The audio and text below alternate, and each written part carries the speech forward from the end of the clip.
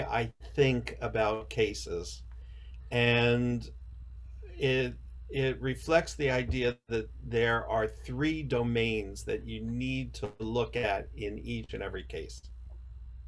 The first one is anatomy or form, and that's not only the position of the teeth, obviously, it's also the size and shape of the jaw bones. It's the way the jaws are relating to the temporomandibular joint. It's the shape and size of the rest of the skull, and all that. The second is function, which describes, oh, let me step back a bit. Anatomy also describes the size and shape of the airway from the tip of the nose to the bottom of the throat. It looks at the contours and shape and size of the airway. And that's really important because any narrowing within the airway creates turbulence, and turbulence creates pressure, negative pressure, and that makes the airway close even more, and that's where people get in trouble with having to breathe well both day and night. Function is more of the physiology and those things that might make the airway more collapsible. So swelling and mucus and inflammation and uh,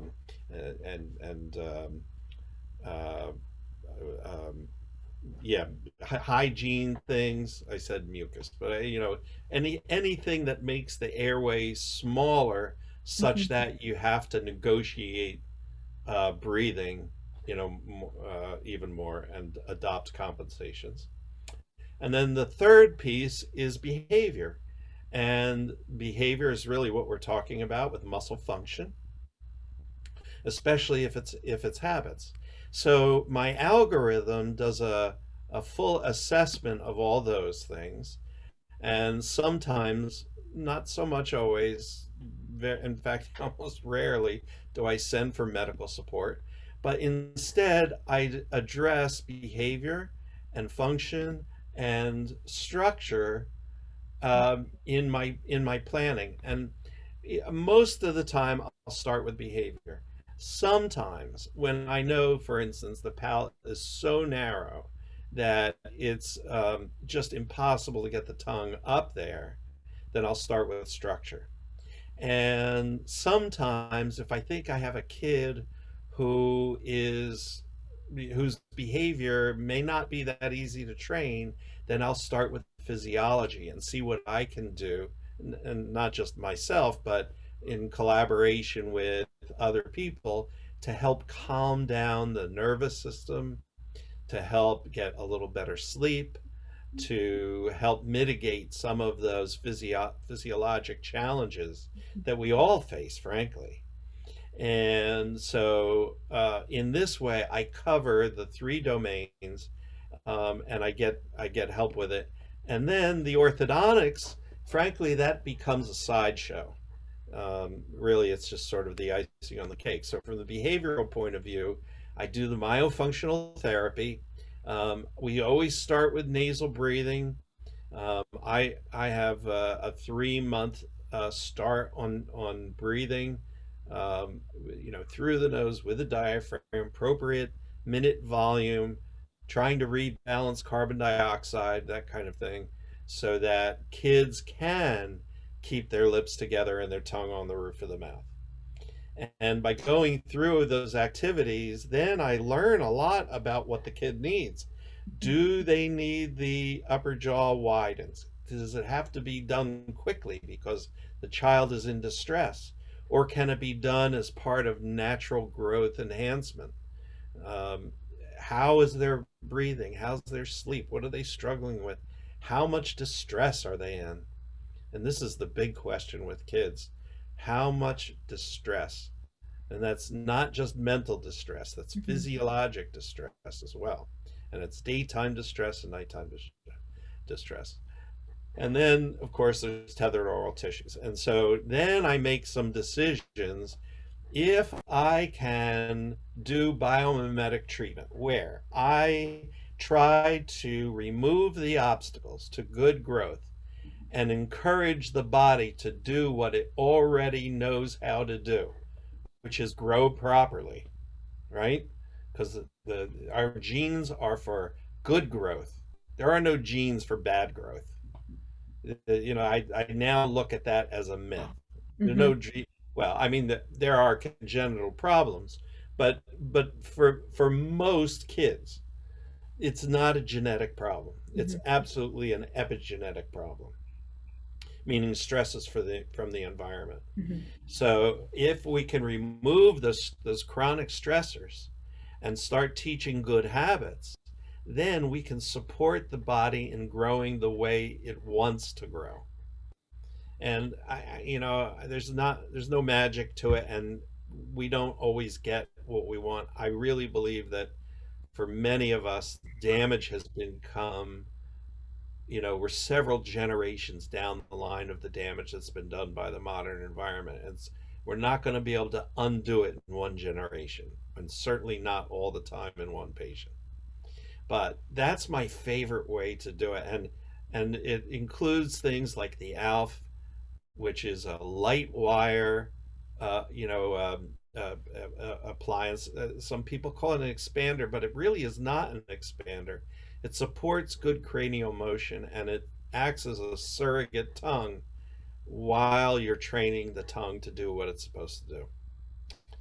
But when kids are in distress, we don't have the luxury of waiting for a biomimetic approach to help get that kid out of distress.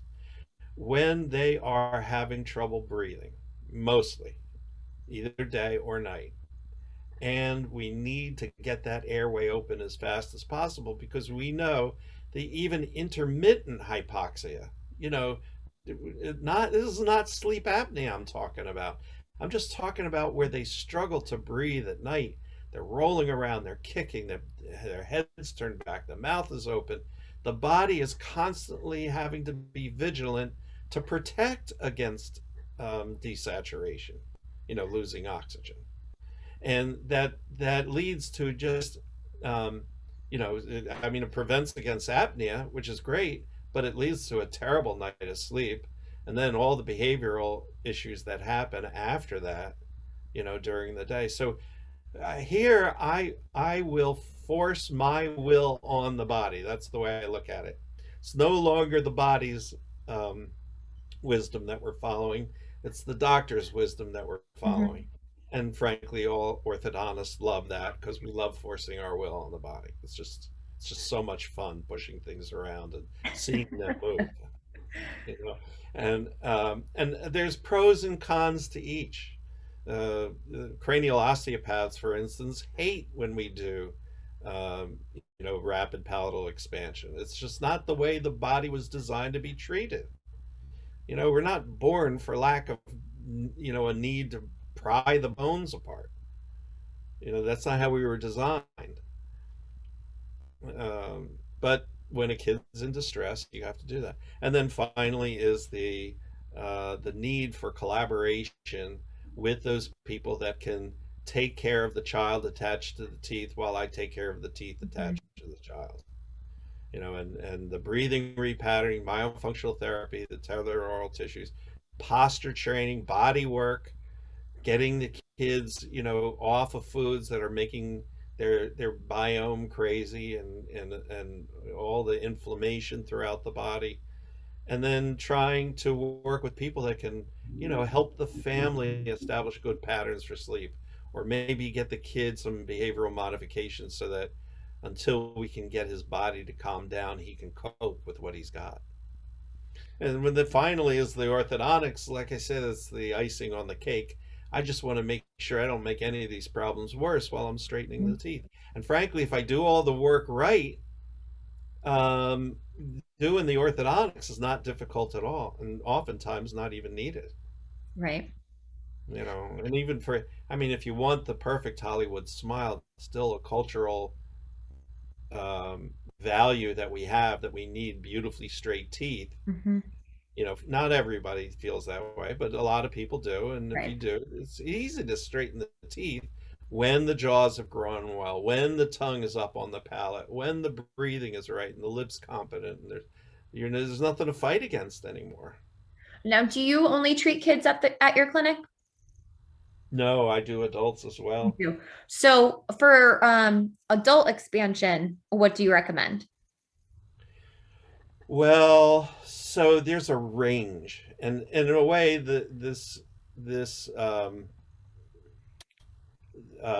algorithm works for adults as well, in the sense that we still have to deal with those three domains.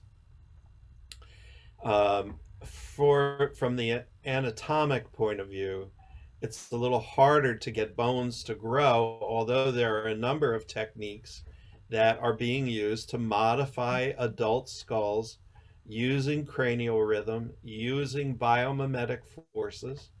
And while they're very slow and they're not particularly remarkable, it can be enough to get people out of symptoms. Now, So, there are a number of you techniques would like you recommend a like a Vivos DNA appliance for an adult? right. So there's DNA, there's Homeobloc, there's ALF. Some people are using Biobloc Mhm. Orthotropics. There's the forward growth appliances. There's so many different ways, and some people who are good at them do amazing things with them. Right. I think one of the problems that I see in the field is that people kind of get tied to a technique, and then they use that technique for everything. Hmm. In fact, some of the organizations, when you join them, they're tied to the technique, so you got to use the technique, and you're fitting the patient to the appliance rather than the appliance to the patient, right? There are surgical and surgically assisted orthodontic techniques Hmm. that can make tremendous changes in the anatomy. We can make a jaw both wider and deeper in an adult than we ever thought was possible. Right. There are ways to augment bone growth. There are ways to allow palatal expansion in adults way past the age where we used to do it. And of course, there's orthognathic surgery, which frankly is probably the most effective way of curing sleep apnea. Of course, we don't want to let anybody get that far anymore, Hmm. right? Sleep apnea is the end stage disease of all this stuff. Yeah. Now, what's the youngest that you've treated in your clinic? Well, when I'm asked that question, well, the answer is about 3 or 4 years of age, Hmm. but even that's a little bit too late for a lot of kids, Hmm. because the real way you should ask that question is not when do you start orthodontics, Hmm. and most people will envision the answer as being related to the teeth, Hmm. right? Do you do primary dentition? Do you do mixed dentition? Do you do permanent, late mix, whatever it is? And orthodontists have been arguing about that, for decades now. To me, it's a red herring of a discussion, because the real question you should be asking is, when do you discover the habits that are going to make the teeth crooked? And you see that that can be at birth, Right. right? With a tongue tie, with the cranial restriction, with breathing issues from the beginning, or maybe from 1 year of age or 2 years of age. There's a lot of things that myofunctional therapists, in coordination with lactation consultants Hmm. and cranial osteopaths, craniosacral therapists, a lot of people doing great body work for infants now. Hmm. Oh gosh, If absolutely. that's done, then they shouldn't even have to come to me at 4 years of age. Right. Now, If a question I get asked a lot by other myofunctional therapists is how to have that discussion with orthodontists on why not to wait. Like, right, 7 is the age right now that every child should have their orthodontic evaluation by. right, And sometimes convincing orthodontists otherwise or asking them to intervene earlier, Yeah. they are totally against it because again, it's not what they learn, it's not the doctrine, it's not this. So You're how not would going to you convince anybody. Forget it. Just That's true. They have to be um, open to it. yeah. Here's my advice for all you myofunctional therapists that are out there. Don't get frustrated. Mhm, Don't worry about it. The time will come.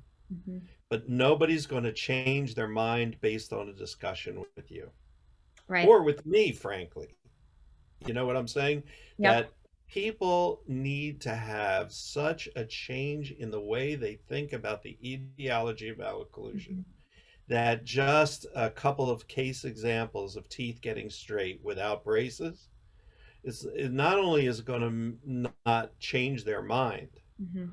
but they're going to bury their head in the sand and say, I don't want to hear na, na, na, na, na, na, na, na. But you can plant seeds, Mhm. and talking the truth about the etiology of malocclusion is something they need to hear, 1,000%. right? So what I'm saying is don't stop talking to them. Mhm. Don't stop bringing them the evidence. Don't stop telling them what they need to know.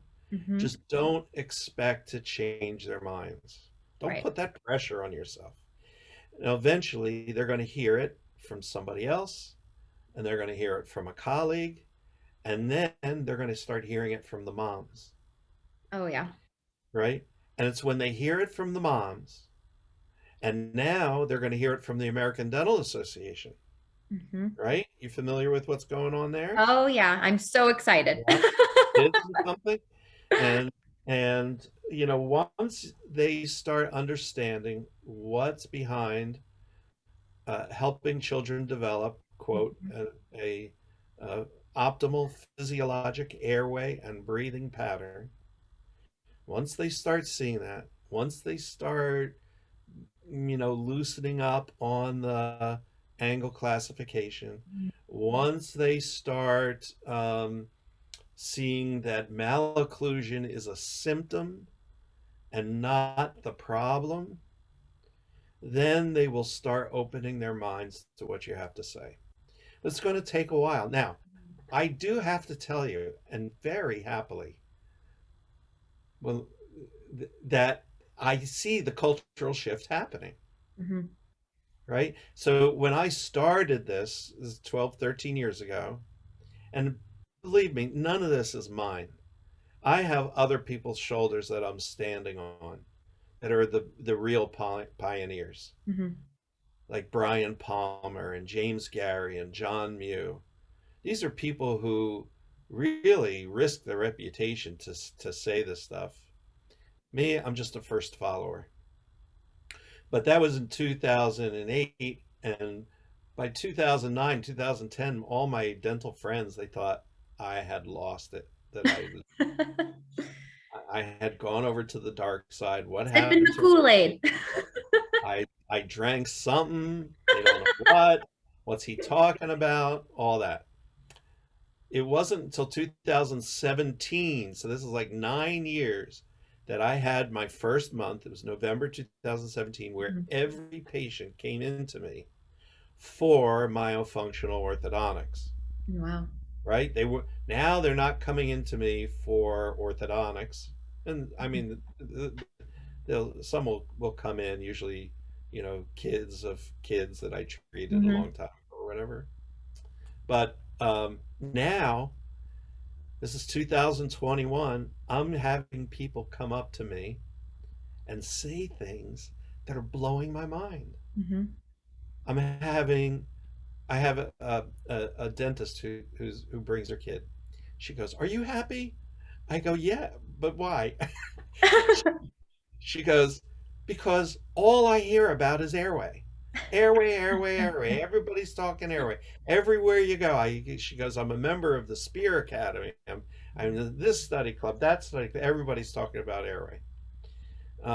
Another mother comes to me and says, I'm so bad at repeating conversations. I wish I had that talent, or a video recorder built into my head because they just said such precious things to me Mhm. about how uh, oh, everybody's a buzz on Facebook about not waiting for braces anymore, right? The mothers are not tolerating, oh yeah, you're going to need braces, come back when the baby teeth fall out. No, They and it see shouldn't. this, they see this now as the disease that it is, Absolutely. right? Um, People telling me about how kids are sleeping better and breathing better and doing better in school. And, I try to measure all this. There's a certain range of metrics that we're using to make sure that kids are getting better. Yes, straight teeth, but that again, that's the icing on the cake. Right. We want to by improving the airway and breathing pattern. There's so much more healing that Mhm. goes on than would ever would just straightening teeth. So anyway, it's been a really it's been a good. Now that being said, I had a day yesterday. Ugh, I, you were telling me you had one of those days today. Broken appliances Oh and yeah. for the half of the Alf broke and she left it at home and they're not wearing things. It's a challenge. It's a challenge. I mean, maybe I did not pick the easy way. I'll tell you that. I did not pick the easy way. There are days when I say to myself, why can't I just straighten teeth? But but no, you can't. Because once you see what's going on with children and how they're suffering, Mhm. the crooked teeth become the least of it. Oh, 1,000%. I have a patient who is he just turned 16 and he found me online. Hmm. He realized himself through research that he had a tongue tie.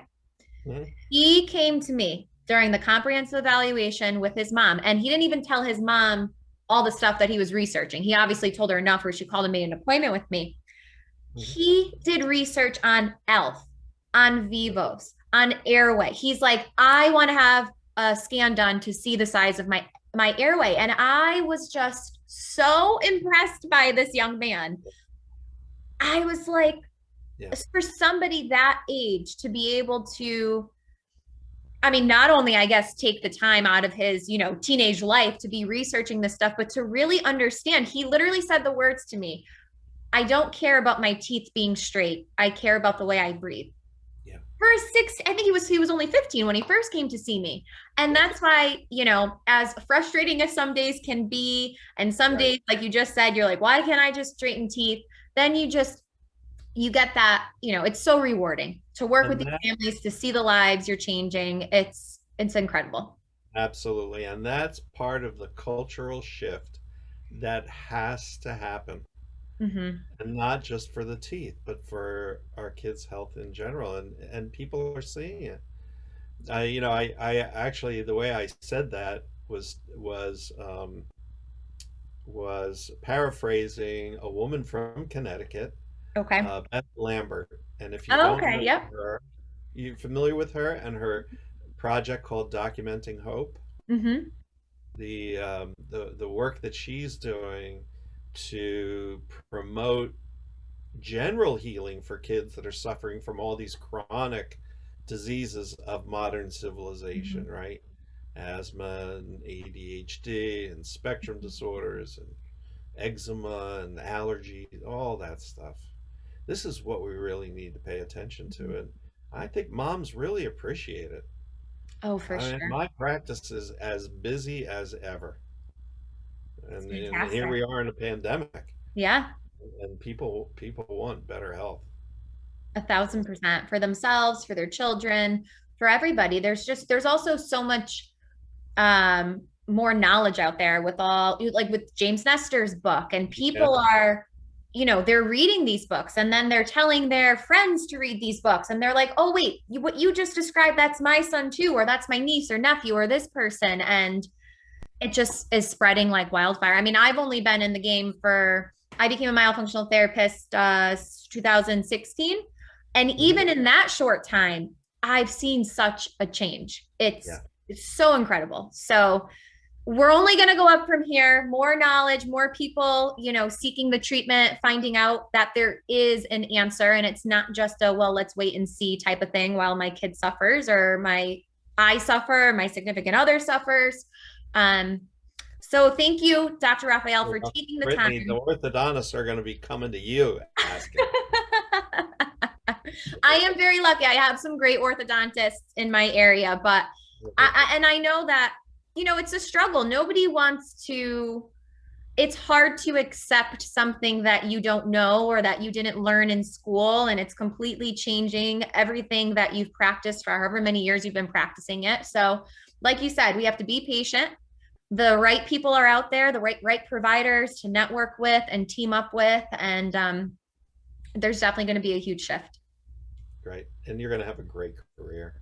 Congratulations on your solo practice. Oh, thank you. Yes, I'm very excited. Hopefully everything I was telling you about before gets taken care of. But besides that, it's been great. Like I said, I had a home office before and it worked because I did a lot of virtual therapy.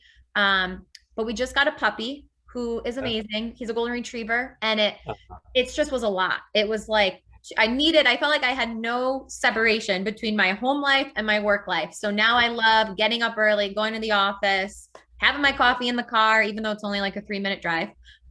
So thank you. I really, really appreciate that. And I'm so excited to have met you, and I hope I get to meet you in person soon. Anything you want to leave the listeners with before we wrap up? Oh boy, I think this was a great discussion. Just Thank let you. just listen to the whole thing again. Oh, That's yes, Yeah, you'll get more out of it the second time, I think. 1,000%. Thank you again, Dr. Raphael, and Of we will course. definitely chat soon. My pleasure.